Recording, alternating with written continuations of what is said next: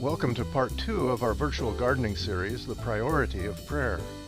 It has been observed that every movement of God has begun with a movement of prayer. We should not expect fruit from our evangelistic efforts unless they are preceded and accompanied by much prayer. In the mid-1990s, missionary David Watson gathered a team of 5 men from the Bhojpuri people of North India. They began building a prayer network and launched a new disciple-making and church planting effort. When they began, there were 27 struggling churches and fewer than 1,000 believers in this people group of 80 million. The prayer network grew to 100,000, and after only 12 years, 2 million people had been baptized and 80,000 churches planted. Similar prayer-fueled viral disciple-making movements are occurring in Africa and Asia today. See the story in the book Contagious Disciple-Making by David Watson and Paul Watson. If we're committed to being gardeners in God's harvest field, we need to ask God to make us people of prayer. Why don't we pray more?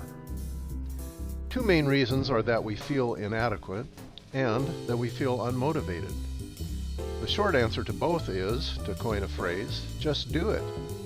Even the Apostle Paul felt inadequate. We do not know what to pray for as we should, but the Spirit Himself intercedes for us with unspoken groanings. And He who searches the hearts knows the Spirit's mindset, because He intercedes for the saints according to the will of God.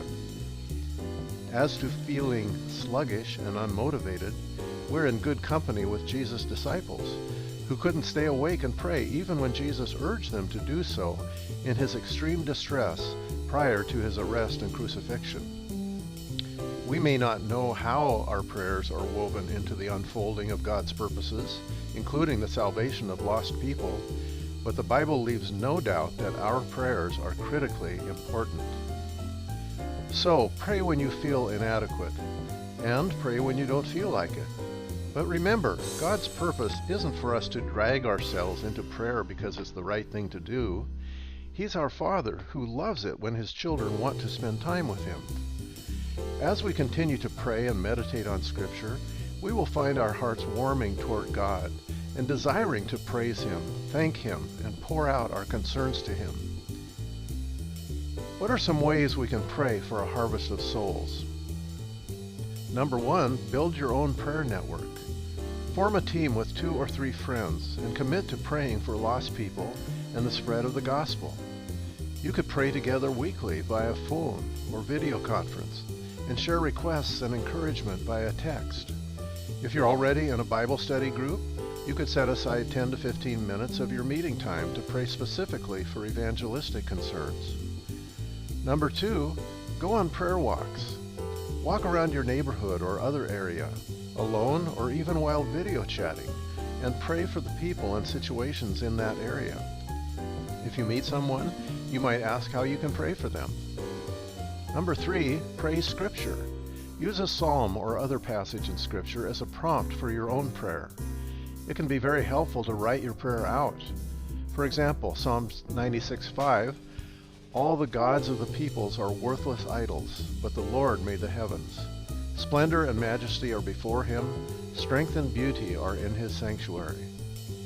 You might pray, "Lord, the virus pandemic sweeping the world is exposing how worthless people's idols are.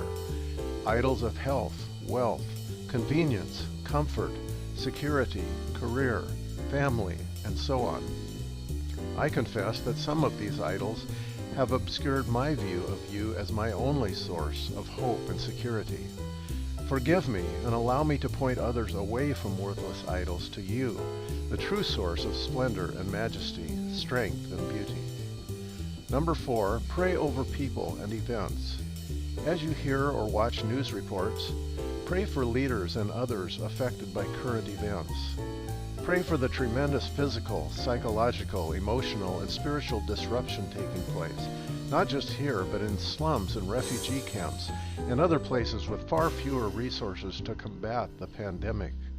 Pray that Christians everywhere will see this as an opportunity to shine the light of the gospel in both actions and words.